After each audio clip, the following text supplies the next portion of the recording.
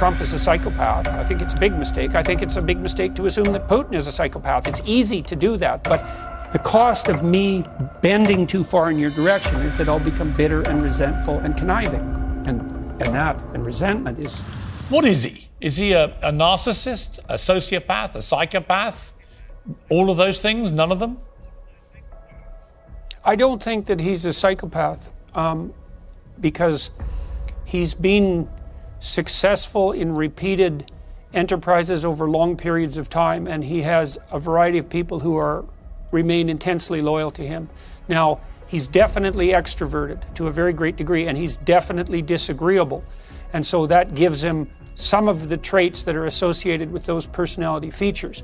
But from what I've been able to understand, he's also very conscientious and hardworking, for example. And so that's a real mitigating factor. And so I think it's very easy to demonize someone that you don't approve of, let's say, and certainly Trump has been subject, I would say, to more demonization than any political leader in the West that I can remember in my entire lifetime, including Richard Nixon. And so that's also set him back on his heels and made him somewhat embattled and defensive, which I don't think did any great things for his personality in some real sense. So I think it's a mistake to assume that Trump is a psychopath. I think it's a big mistake. I think it's a big mistake to assume that Putin is a psychopath. It's easy to do that, but I don't think the evidence suggests that. You don't want to throw those labels around casually.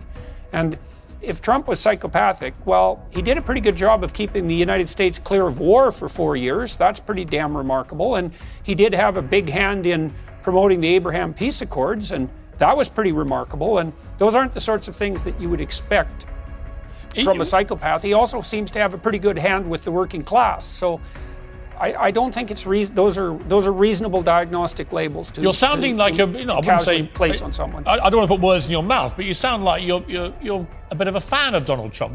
Would you like him to run again? Would it be good for America, do you think?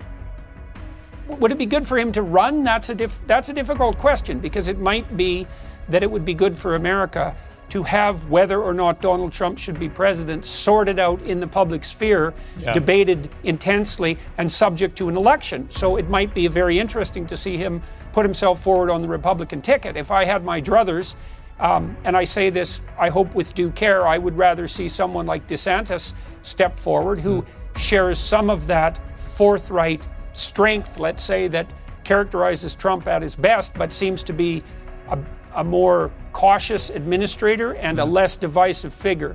I think that would be better, because Trump, for whatever virtues he might have, and I think he has the virtues of a Washington outsider, I think that's quite clear, his behavior in the political realm raises the political temperature to a dangerous degree. Yeah.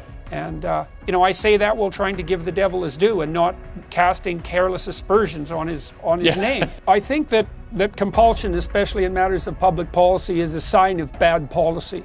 If you can't get people on board voluntarily by motivating them with the proper story, then you're a poor leader. And so I certainly would be opposed to anything approximating legal compulsion. Now, we use social compulsion frequently to produce consensus, let's say, and to enforce it, and that's never going to go away, and there's some utility in that. But my general take on the world is that people should be allowed to go to hell in a handbasket pretty much any way they choose once they're adults, although they might be encouraged not to do that and invited not to do that. But I'm not a fan of compulsion for any reason. I think it is a sign of bad policy. If you and I can't play together voluntarily, then we don't have a very good relationship, and it's not going to be efficient and productive.